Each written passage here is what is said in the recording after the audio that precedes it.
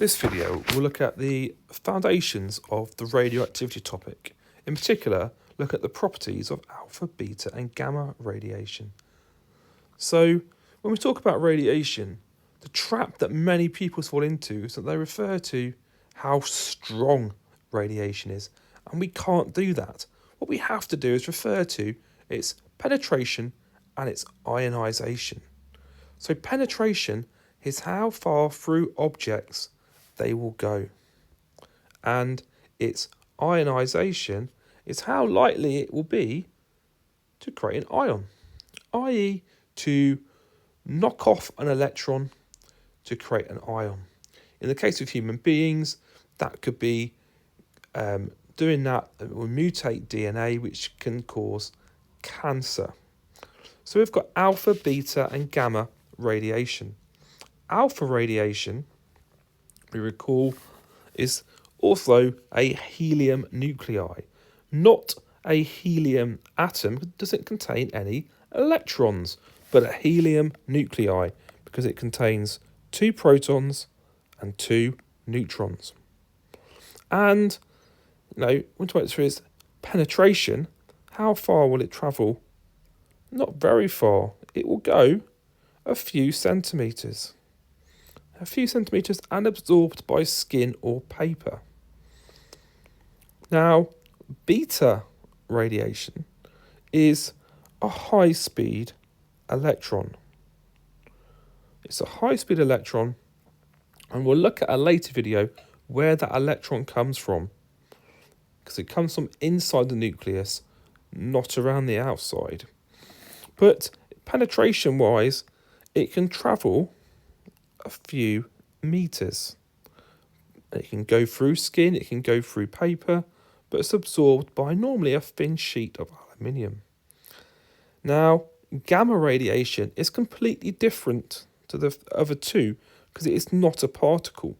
It is a wave from the electromagnetic spectrum. And penetration-wise, it comes from the sun, so it can travel very large distances, hundreds of millions of kilometres.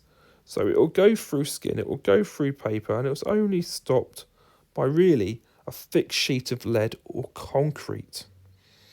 Alright, so it's not a particle.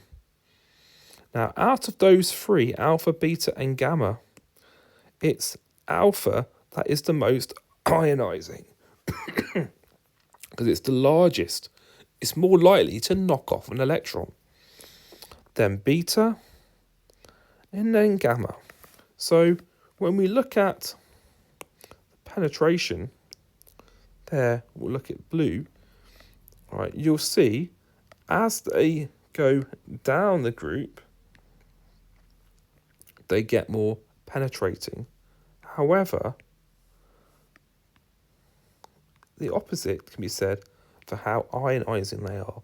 So alpha is more likely to knock off an electron to create an ion than gamma, but gamma is extremely penetrating. Now, in an electric field, how will these act? Now, you see that alpha has got 2 protons and 2 neutrons, and so it's positive. So in an electric field, if we emit alpha, it will start to go towards the negative.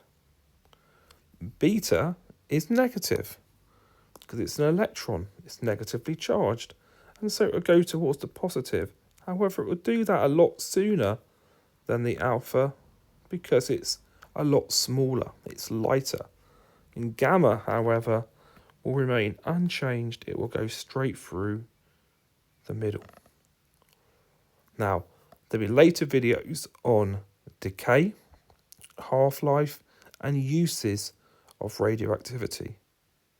But for now, I hope that's helped you with the building blocks and the foundations of alpha, beta and gamma radiation.